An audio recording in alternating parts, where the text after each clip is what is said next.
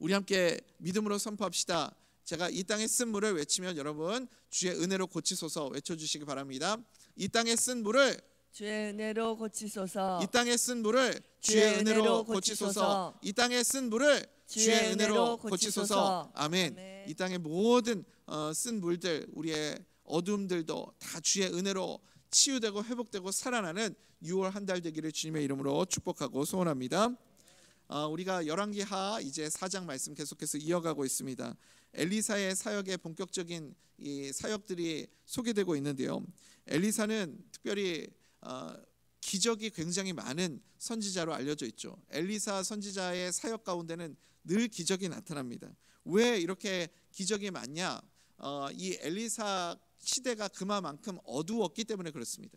그만큼 이 죄악과 어둠으로 물들어 있는 시대였기 때문에 하나님이 더 강력하게 역사하시는 거죠. 우리 이 다음 세대들이 살아갈 이 땅 가운데도 여러분 너무 우리가 낙심하고 절망할 이유가 없습니다. 왜냐하면 세상이 더 악해지고 세상이 그 악한 세력들의 권세가 더 강력해질수록 하나님의 역사도 더 강력하게 나타나게 될 줄 믿습니다. 우리 세대에 경험했던 그 하나님의 역사, 성령님의 역사, 그런데 다음 세대에는 더 뜨겁게 하나님이 역사하시기 때문에 더 분명한 그리고 더 선명한 하나님의 은혜의 역사를 경험하며 그렇게 살아가는 우리 다음 세대들이 될 줄 믿습니다.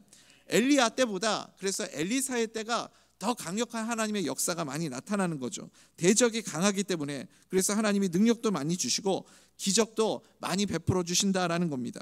엘리야가 승천했습니다. 엘리야가 승천했다는 것이 무슨 의미라고 말씀드렸습니까? 엘리야는 불의 선지자 아닙니까? 그러니까 이제 엘리야가 떠난다라는 것은 하나님의 불의 심판이 임박했다. 하나님의 불의 심판이 임하게 될 것이다 라는 뜻이죠. 엘리사 선지자가 그걸 알았고 그래서 하나님께 무엇을 구하였습니까? 나의 선생님 엘리야 때 그의 능력으로도 하나님 사명을 감당하지 못했다면 나에게 그의 갑절의 성령의 능력을 허락하여 주시옵소서. 그렇게 구하지 않았습니까? 그 능력 가지고 무엇을 했습니까? 이 백성을 구원하게 하옵소서. 이 백성을 살리게 하옵소서. 우리가 6월 한 달 동안 갈멜산 비전 새벽 기도에 특별히 나라와 민족을 위해서 함께 기도하고 있는데 이 엘리사의 기도가 우리에게도 필요한 줄 믿습니다. 갑절의 성령의 능력을 구하여서 내가 잘되고 내가 성공하고 내가 출세하고 내 소원들을 이루며 살아가는 것이 아니라 갑절의 성령의 역사를 통하여서 이 나라 이 조국을 변화시키고 다시 살려내고 이 땅의 모든 쓴물을 주의 은혜로 변화시키는 그런 사명 감당하는 우리 교회 되기를 간절히 소원합니다. 그 능력을 우리가 구해야 하는 것이죠. 그래서 이 열왕기하 4장에 기적 사건이 4가지가 소개되고 있습니다. 지난 시간 우리가 함께 나눴던 계속해서 빈 병에 기름을 부으며 기름이 채워지는 기적의 사건, 그리고 오늘 우리가 함께 읽은 두 번째 기적이죠. 두 번째 기적은 무엇이냐면 이 수넴 여인에게 하나님이 아들을 주신 사건입니다. 이 두 번째 기적은 이따가 함께 나눈 내용이니까 조금 제껴두고, 세 번째 기적은 무엇이냐면 이제 선지자 생도들이 이제 먹을 음식 죽을 끓였는데 그 죽에다가 뭐 먹을 게 많이 부족했나 봐요. 그래서 뭔지도 모르고 성경에는 정확하게 나오진 않지만 뭐 독이 들어있는 뭐를 넣었나 봐요. 독보석 같은 그런 거를 집어넣었던 것 같습니다. 근데 엘리사가 거기다가 밀가루 반죽을 이 밀가루를 넣자 죽이 깨끗해지는 사건이 나타났습니다. 그리고 네 번째 사건은 무엇이냐면 구약의 오병이어 사건으로 이렇게 잘 알려져 있는 사건인데, 한 사람이 보리떡 20개와 자루 곡식을 가져왔어요. 그래서 엘리사가 그것을 가지고 100명에게 나누어 줬는데 100명이 배불리 먹고도 남게 되는 사건이 있었습니다. 그래서 이 신약의 오병이어 사건과 연결이 되는 오병이어 사건을 미리 보여주는 그런 모습인 거죠. 우리는 제가 지난번에도 말씀드렸지만 이 엘리사를 통해서 누구를 볼 수 있어야 되냐면 예수 그리스도를 볼 수 있어야 됩니다. 엘리사 선지자의 사역이 그래서 예수님의 전형이에요. 모형이 되는 것입니다. 그것을 우리가 이 열왕기하 말씀을 계속해서 묵상해 나가면서 볼 수 있기를 간절히 소원합니다. 세 번째, 네 번째 기적 사건은 우리가 시간 관계상 다 다룰 수 없기 때문에 오늘은 두 번째 기적 사건에 대해서만 조금 집중해서 함께 은혜를 나누기를 원합니다. 첫 번째 기적 사건에 나왔던 그 여인 있잖아요. 선지자의 이제 그 신학생의 아내, 너무나도 가난하고 힘든 가정인데 남편이 일찍 죽고 두 아들도 이 빚을 졌기 때문에 어린 두 아들이 노예로 종으로 팔려가야 되는 절체절명의 상황 가운데 있었던 여인입니다. 그래서 이 첫 번째 기적 사건에 나왔던 이 주인공 여인은 굉장히 가난하고 어렵고 어둡고 이런 현실 속에 살아가는 여인이었습니다. 근데 오늘 두 번째 기적의 주인공인 이 수넴 여인은 조금 상황이 다릅니다. 아주 유복한 가정에 지금 살고 있습니다. 이 여인은 제가 보니까 학식도 있고요, 또 재산도 있고, 그리고 한마디로 말해서 굉장히 교양이 있는 사람입니다. 교양이 있다라는 것은 무엇이냐면 다른 사람들을 섬길 줄도 알고 대접할 줄도 알고, 무엇보다도 제가 이 여인에 대해서 참 높이 평가하는 것 중에 한 가지가 뭐냐면 말을 정말 예쁘게 하는 사람이에요. 말을 굉장히 예쁘게 하는 사람이다. 그래서 엘리사를 대접을 하는데 뭐 식사와 그리고 엘리사가 머물 수 있는 그런 방까지도 마련해 줄 만큼 베풀 줄도 알고 교양과 덕을 두루 갖춘 그런 사람이라는 거죠. 게다가 이 엘리야의 외모, 죄송합니다, 엘리사죠. 엘리사의 외모를 보고 뭐 그 사람이, 엘리사가 좀 외모는 볼품이 없었던 것 같아요. 외모를 보면서 이 사람이 어떤 사람이다 이렇게 평가하거나 함부로 말하거나 그러질 않았습니다. 제가 보면 가끔 우리가 뉴스나 이런 데서 보면 뭐 재벌가의 사모님이나 이런 분들이 이렇게 갑질하고 또 막 육두문자를 하고 이런 것들을 보면 여러분 어떤 생각이 드십니까? 몸에는 뭐 명품 옷을 두르고 있고 뭐 비싼 것을 잔뜩 입고 있지만 그 입에서 나오는 그 말을 보면서 참 저 사람 되게 뭐 멋져 보이지가 않고 좀 천박하게 보이고 그러지 않습니까? 그런데 이 여인은요, 엘리사를 향해서 뭐라고 말을 하냐면 거룩한 사람이다, 그는 거룩한 사람이다, 이렇게 존중하는 표현을 사용합니다. 그래서 여러분 우리가요 가급적 평상시에도 어떤 언어를 사용하느냐가 굉장히 중요한데 나쁜 말을 안 쓰는 게 굉장히 중요합니다. 늘 평상시에도 특별히 나에게 가까운 사람들, 친한 사람들, 가치 있는 사람들에게도 할 수 있으면 정중한 말을, 좋은 표현을 사용할 수 있는 게 굉장히 중요하다는 거죠. 열왕기하 2장에도 우리가 잠깐 지난주 주일 저녁에 나누었지만 2장 23절에 보면 이 불량배들이 나오죠. 성경에는 아이들이라고 그렇게 표현하고 있는데 사실은 어린 아이들이 아니라 youth, 그러니까 우리식으로 말하면 비행 청소년들, 일진쯤 되는 애들이에요. 그런 아이들이 이제 엘리사 선지자가 지나갈 때 뭐라고 말을 합니까? 대머리야 올라가라, 대머리야 올라가라, 막 이렇게 엘리사를 보면서 약을 올리죠. 조롱을 합니다. 여러분 우리가 이거 오해하면 안 되는데 엘리사가 좀 머리카락이 없었나 봐요. 그 말 듣고 상처받아 가지고 그 아이들을 다 죽인 게 아닙니다. 그러니까 우리가 이 말씀을 읽으면서 오해하는 게, 야, 이게 주의 종을 조롱하면 죽을 수도 있구나, 그런 의미가 아니라 우리가 엘리사가 갑절의 성령의 2배의 역사를 구하였지 않았습니까? 하나님의 사역을, 성령의 역사를 가지고 하나님의 사역을 할 때 반드시 악한 세력의 방해가 있다라는 상징적인 의미인 겁니다. 악한 세력들의 방해가 있다. 그때 내가 거기에 휘둘리지 않고 주의 길을 걸어가면 하나님께서 그 악한 세력들을 물리쳐 주신다는 거죠. 그래서 이 엘리사 선지자를 조롱했던 이 아이들, 갑자기 곰이 나타나가지고 42명의 그 아이들을 찢어 죽이는 사건이 있었습니다. 그러니까 이 말을 함부로 하고 이렇게 거친 표현을 하고 엘리사를 향해서도 조롱하고 이런 말들이 있었죠. 그런데 오늘 본문에 나오는 이 수넴 여인은요, 굉장히 부유한 삶을 살아가고 풍요로운데 그럼에도 불구하고 굉장히 교양 있는 사람이었습니다. 덕을 갖춘 사람이었다, 그렇게 말할 수 있습니다. 우리 8절, 9절, 10절 한번 쭉 읽어볼까요? 시작. 하루는 엘리사가 수넴에 이르렀더니 거기에 한 귀한 여인이 그를 간권하여 음식을 먹게 하였으므로 엘리사가 그곳을 지날 때마다 음식을 먹으러 그리로 들어갔더라.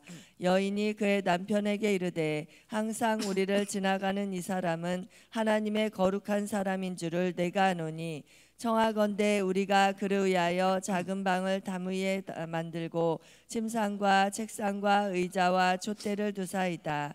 그가 우리에게 이르면 거기에 머물리다 하였더라. 아멘. 예, 이 여인은 교양과 베풀 수 있는 마음이 있는 사람이었습니다. 아침에 급하게 또 물을 마시니까 물도 이제는 잘 못 마시네요. 사례가 걸려가지고 죄송합니다. 이 여인이 이렇게 모든 것을 덕을 두루 갖춘 사람이었다라는 거죠. 요즘식으로 치면 뭐 게스트하우스 같은 개념인데, 이 여인이 이제 손님이 오면 특별히 이 하나님의 사람 선지자가 오면 섬기기 위해서 미리 방을 준비를 해두었던 것 같습니다. 그래서 이 섬김의 마음으로 엘리사가 왔을 때 극진하게 그 자기의 집의 빈 공간을 제공해 드리면서 그렇게 섬겼던 거죠. 제가 캘리포니아에서 사역할 때도 이런 비슷한 분을 한번 뵌 적이 있어요. 제가 섬기던 교회 어떤 장로님이셨는데, 이 장로님이 좀 부자인 건 알았어요. 얼마나 부자인지는 몰랐지만 좀 그래도 사업을 하시고 뭐 큰 호텔을 하나 운영하시고 그다음에 큰 쇼핑몰 하나를 가지고 계신다, 뭐 그 정도는 알고 있었어요. 근데 이분이 뭐 집이 여러 채가 있는데 뭐 얼마나 부자인가 그런 거는 평상시에 잘 티를 안 내니까, 그러니까 좀 밥도 사주시고 그러면 좀 제가 알았을 텐데 티를 잘 안 내시니까 잘 몰랐죠. 근데 나중에 알게 됐는데, 이분이 집을 여러 채 갖고 계시는 이유가 뭐냐면, 이제 그 해외에서 섬기시는 선교사님들 있잖아요. 선교사님들이 안식년이거나 아니면 미국에 와가지고 머무실 때 뭐 어디 있을 공간이 없잖아요. 그 선교사님들을 섬기기 위해서 집을 그냥 무료로 제공을 해드리는 거예요.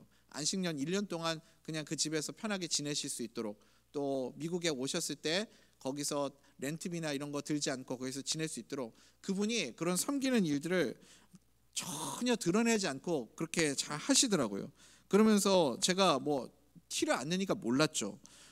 그 생각이 들었습니다. 야, 돈도 이렇게 멋지게 쓸 줄 알아야 되는구나, 그런 생각이 들더라고요. 우리 성도님들도 하나님의 물질의 복을 부어주셔서 그렇게 멋있게 돈 쓸 수 있는 그런 우리 축복받은 성도님들 될 수 있기를 간절히 소원합니다.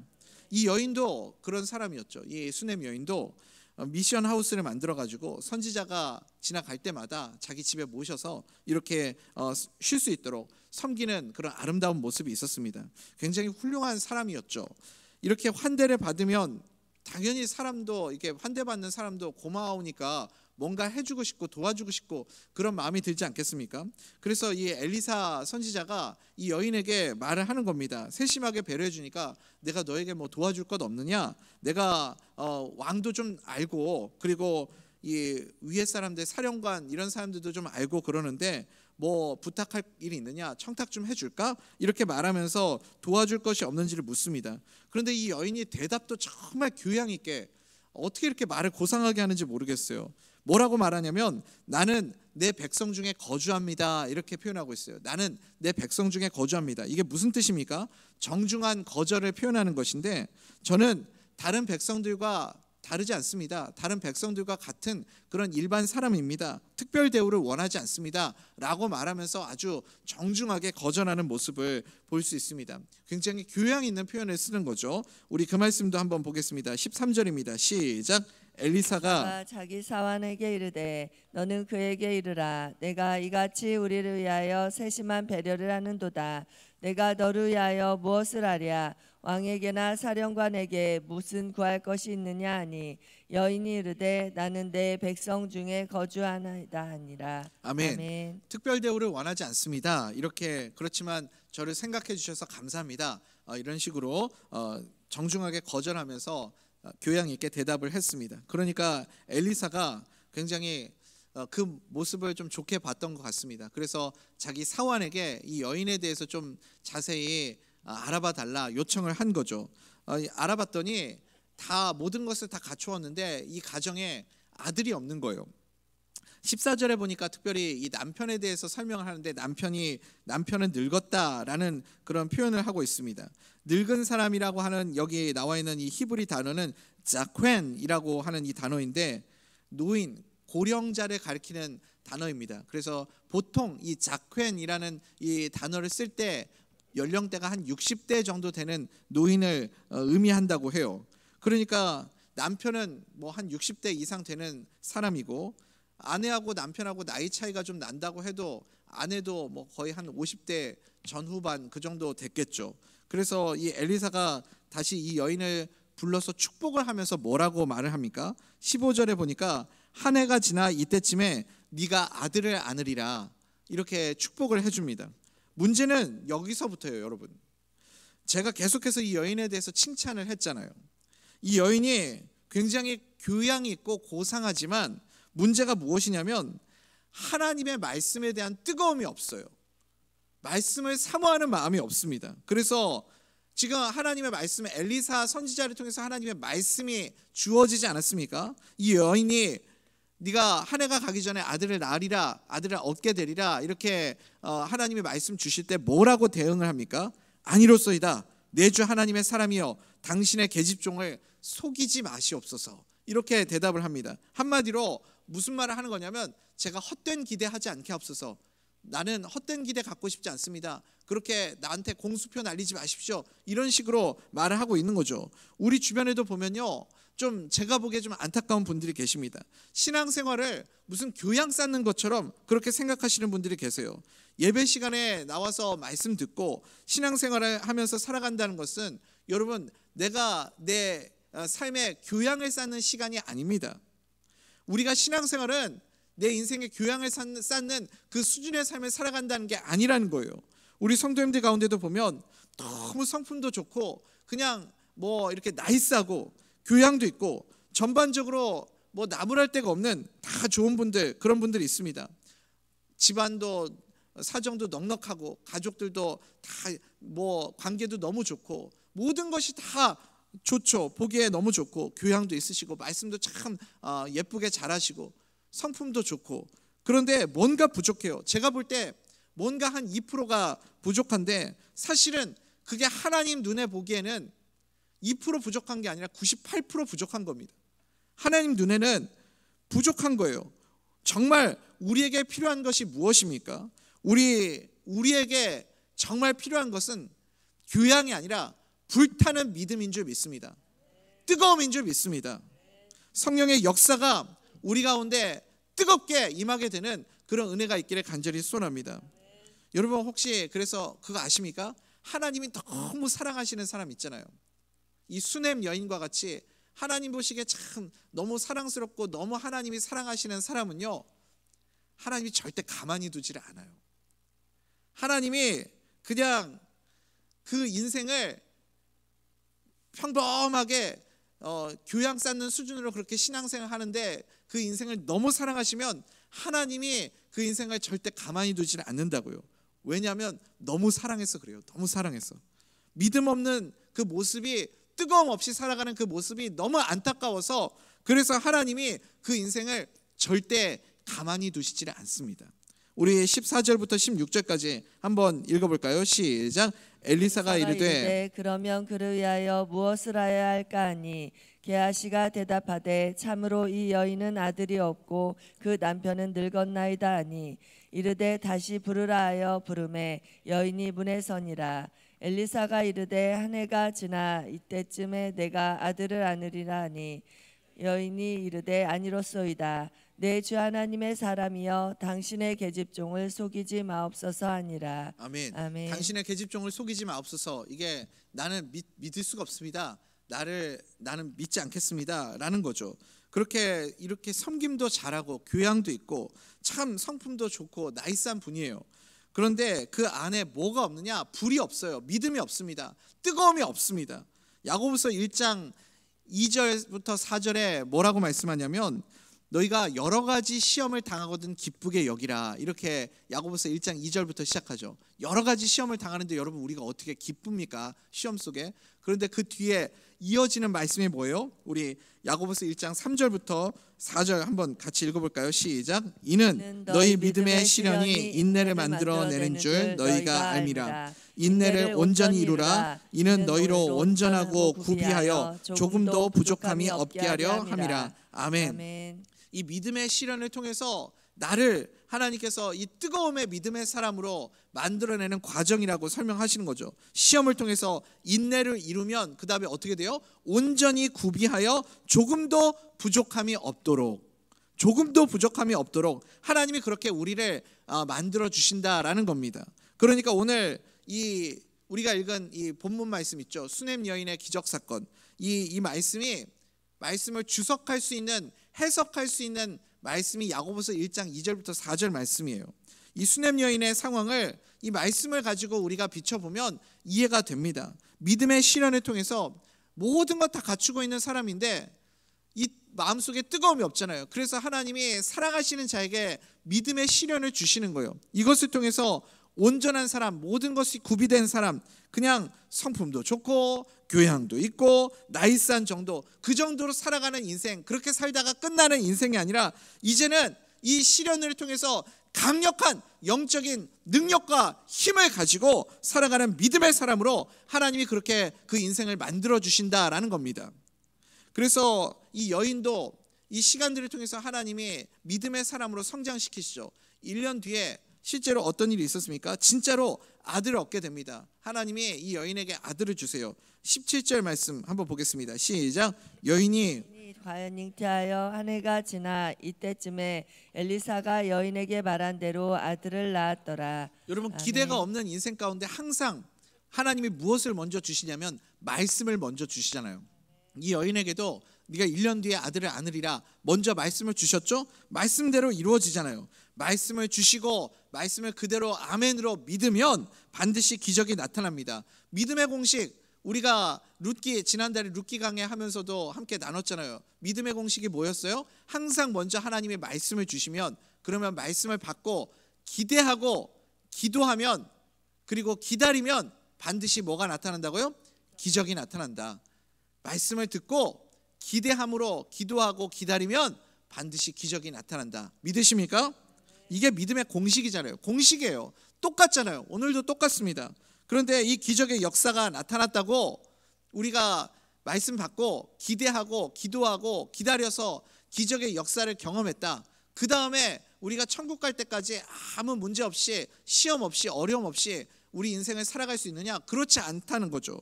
우리 인생 가운데 여전히 문제가 있고 어려움들과 고난이 찾아옵니다. 본격적인 시련이 언제 이 여인의 인생 가운데 찾아오느냐? 응답의 열매가 있고 난 다음에요. 이 여인에게 모든 것을 갖추고 있었던 여인인데, 이 여인의 인생 가운데 진짜 믿음의 연단과 시련의 시간은 언제였냐면 아들이 주어졌을 때입니다. 하나님이 왜 우리에게 이런 시련을 주시는가? 이 여인을 너무나도 사랑하시기 때문에 그렇습니다. 그 인생을 가만히 두실 수가 없는 거예요. 우리 인생도 마찬가지죠. 하나님이 왜 내 인생 가운데 시험을 주시는가? 왜 나를 이렇게 힘들게 하시는가? 왜 나는 저렇게 다른 사람들처럼 평범하게 살지 못하고 좀 나도 저렇게 고상하게 교양 있게 좀 두루두루 갖추고, 나도 저런 삶을 살면 이렇게 거친 인생 살지 않고 저렇게 다 두루두루 갖추고 살면 나도 좀 편안하고 평탄하고 무난하고 그렇게 살 텐데, 왜 하나님은 내 인생 가운데만 이런 거친 시련을 주시고 고난을 주시고 아픔을 주시는가? 너무 사랑해서 그래요. 너무 사랑해서. 내가 그냥 그렇게 차지도 뜨겁지도 않고 그냥 미지근하게 사는 걸 하나님이 가만히 보실 수가 없는 거예요. 너 나를 사랑하는데 한 번뿐인 인생인데 좀 불같은 믿음으로 그렇게 살아갈 수 없겠니? 뜨거움으로 신앙생활 할 수 없겠니? 너 마음속에 갑절의 성령의 영감을 가지고 뜨겁게 성령 충만함으로 그렇게 신앙생활 할 수 없겠니? 하나님께서 우리에게 그 마음을 주시는 겁니다.